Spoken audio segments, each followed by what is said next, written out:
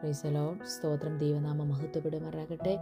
കർത്താവ് തന്നിരിക്കുന്ന ഒരു വചനം ദൈവമക്കളുമായി ഷെയർ ചെയ്യുവാൻ ഞാൻ ആഗ്രഹിക്കുന്നു. ഫിലിപ്പിയർക്ക് എഴുതിയ ലേഖനം 4-ാം അധ്യായം അതിലെ 6-ാം വാക്യം. ഒന്നിനെക്കുറിച്ചും വിചാരപ്പെടരുത്, എല്ലാറ്റിലും പ്രാർത്ഥനയാലും അപേക്ഷയാലും നിങ്ങളുടെ ആവശ്യങ്ങൾ സ്തോത്രത്തോടുകൂടെ ദൈവത്തോട് അറിയിക്കുക എത്രയേ വേണ്ടത്. ആമേൻ. സ്തോത്രം. അനുഗ്രഹിക്കപ്പെട്ട വചനത്തിനായി സ്തോത്രം. ഇതിനകത്ത് ശക്തമായ കർത്താവ് നമ്മളോട് സംസാരിക്കുന്നത് ഒന്നിനെക്കുറിച്ചും വിചാരപ്പെടരുത് അല്ലേ. അതെന്താണ്? വിചാരപ്പെടാതെ എന്ത് ചെയ്യണമെന്നാണ് നെക്സ്റ്റ് പറയുന്നത്. എല്ലാറ്റിലും, ഒരു വിഷയത്തിലല്ല, എല്ലാറ്റിലും പ്രാർത്ഥനയാലും അപേക്ഷയാലും നിങ്ങളുടെ ആവശ്യങ്ങൾ സ്തോത്രത്തോടുകൂടെ ദൈവത്തോട് അറിയിക്കുക എത്ര വേണ്ടത്. അവിടെ വിചാരപ്പെടാനല്ല പറഞ്ഞത്. വിചാരപ്പെടേണ്ട സ്ഥാനത്ത് വിചാരപ്പെട്ടും ഭാരപ്പെട്ടും ഇരിക്കേണ്ട വിഷയങ്ങളായിരിക്കാം നമ്മുടെ മുന്നിൽ വരുന്നത്. പക്ഷെ അവിടെ വിചാരപ്പെട്ടും ഭാരപ്പെട്ടും ഇരിക്കുവാനല്ല കർത്താവ് പറഞ്ഞത്. അങ്ങനെ ഇരിക്കാതെ എല്ലാറ്റിലും, അത് കഷ്ടമായിരിക്കാം, ദുഃഖമായിരിക്കാം, സന്തോഷമായിരിക്കാം, ഏതൊരവസ്ഥയായിക്കോട്ടെ, അതിനകത്തെല്ലാം എല്ലാറ്റിലും പ്രാർത്ഥനയാലും അപേക്ഷയാലും അല്ലേ, നമ്മൾ പ്രാർത്ഥനയോടെ അപേക്ഷയോടെ ദൈവത്തിൻ്റെ സന്നിധിയിൽ വന്ന് നമ്മുടെ ആവശ്യങ്ങൾ ഓരോന്നും സ്തോത്രത്തോടെ ദൈവത്തോട് അറിയിക്കുക എത്രേ വേണ്ടെന്നല്ലേ. ദൈവത്തോട് അറിയിച്ചാൽ മതി നമ്മുടെ ആവശ്യങ്ങൾ എന്താണെന്ന്, നമ്മുടെ അപേക്ഷ എന്താണെന്നും കൊടുക്കേണ്ടിടത്ത് കൊടുത്താൽ അതിനുള്ള മറുപടി തക്ക സമയത്ത് വരും അല്ലേ. നമ്മുടെ അപേക്ഷകൾ, നമ്മളൊരു അപേക്ഷ എഴുതി അത് കൊടുക്കേണ്ട സ്ഥാനത്ത് കൊടുത്തെങ്കിലേ അതിന് റിപ്ലൈ വരും അല്ലേ. നമ്മൾ ഒരു അപേക്ഷ എഴുതിയിട്ട് നമ്മൾക്ക് കൊടുക്കേണ്ട സ്ഥാനം മാറി വേറൊരിടത്ത് കൊടുത്തിട്ട് കാര്യമില്ല. അത് കൊടുക്കേണ്ടിടത്ത് തന്നെ നമ്മൾ അപേക്ഷ കൊടുക്കാൻ തയ്യാറാവണം.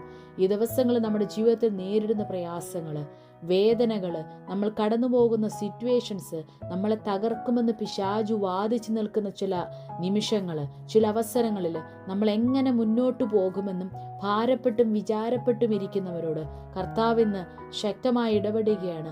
ഒന്നിനെക്കുറിച്ചും നീ വിചാരപ്പെടേണ്ട കാര്യമില്ല. നിന്റെ ആവശ്യങ്ങൾ എന്താണോ, നിന്റെ അപേക്ഷ എന്താണോ, അത് നീ സ്തോത്രത്തോടുകൂടി ദൈവത്തോട് അറിയിച്ചാൽ മതി. ദൈവത്തോട് അറിയിക്കേണ്ടതേ ഉള്ളൂ. നീ ഒന്ന് അപേക്ഷിച്ചാൽ മതി. ആ അപേക്ഷ കൈക്കൊണ്ട് അതിന് തക്ക സമയത്ത് മറുപടി തരുവാൻ പ്രാപ്തനായൊരു ദൈവം, വിശ്വസ്തനായൊരു ദൈവം നിനക്കു വേണ്ടി ഇന്നും ജീവിക്കുന്നു. അതുകൊണ്ട് തന്നെ ഈ ദിവസങ്ങളിൽ വിശ്വാസത്തോടെ ദൈവസന്നിധിയിലായിരിക്കാം. ഞാൻ വിചാരപ്പെടുന്ന വിഷയത്തിനകത്ത് എനിക്കതിനകത്ത് ഒരു മുഴം കൂട്ടാനോ കുറയ്ക്കാനോ എനിക്ക് കഴിയത്തില്ല, അല്ലെങ്കിൽ നിങ്ങൾക്ക് കഴിയത്തില്ല. അതുകൊണ്ട് തന്നെ ഈ ദിവസങ്ങളിൽ വിചാരപ്പെട്ടിട്ട് ഒരു കാര്യവുമില്ല എന്നുള്ള തിരിച്ചറിവ് മനസ്സിലാക്കിക്കൊണ്ട് നീ വിചാരപ്പെടാതെ കർത്താവ് നമുക്ക് ഉറപ്പ് തരിക. നീ വിചാരപ്പെടണ്ട. നിന്റെ വിചാരപ്പെടുന്ന വിഷയം ഏതായാലും നീ അത് ദൈവത്തിൻ്റെ സന്നിധിയിലേക്ക് പ്രാർത്ഥനയോടെ നിന്റെ അപേക്ഷയൊന്ന് കൊടുത്താൽ മതി. ആ അപേക്ഷയ്ക്കുള്ള മറുപടി അത് തക്ക സമയത്ത് അത് ദൈവസന്നിധിയിൽ നിന്ന് നിനക്ക് ഉത്തരമായി മറുപടിയായി നിന്റെ കരങ്ങളിൽ അത് പ്രാപിക്കുവാൻ കഴിയും. അതുകൊണ്ട് തന്നെ ദൈവമക്കളെ, ഈ ദിവസങ്ങൾ നമ്മൾ ഒരുപാട് ഹൃദയഭാരത്തോടെ കടന്നു പോകുന്നവരായിരിക്കാം. നമ്മൾ പല വിചാരങ്ങളിൽ കൂടെ നാളെ എങ്ങനെയെന്ന് അറിയത്തില്ല, അല്ലെങ്കിൽ നാളെ എങ്ങനെയാണ് എൻ്റെ ജീവിതത്തിൽ ആ വിഷയത്തിനകത്ത് മറികടക്കുന്നതെന്ന് എനിക്ക് അറിയത്തില്ല എന്ന ഭാരവുമായി കടന്നു പോകുന്ന ദൈവമക്കളെ, നിങ്ങളോട് കർത്താവ് പറയുന്നത്, നിന്റെ നാളെക്കുറിച്ച് ഓർത്ത് നീ ഭാരപ്പെടേണ്ട.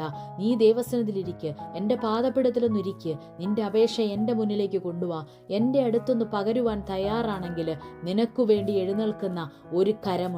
നിനക്ക് വേണ്ടി പ്രവർത്തിക്കുവാൻ ഞാൻ ബാധ്യസ്ഥനാണ്, അല്ലെങ്കിൽ ഞാൻ നിനക്ക് വേണ്ടി ജീവിക്കുന്നൊരു ദൈവമാണ് ഞാനെന്ന് കർത്താവ് ഉറപ്പു പറയുക. നീ ഭാരപ്പെട്ട് മറ്റുള്ളവരോട് വിഷയങ്ങൾ ഷെയർ ചെയ്തിട്ട് കാര്യമില്ല.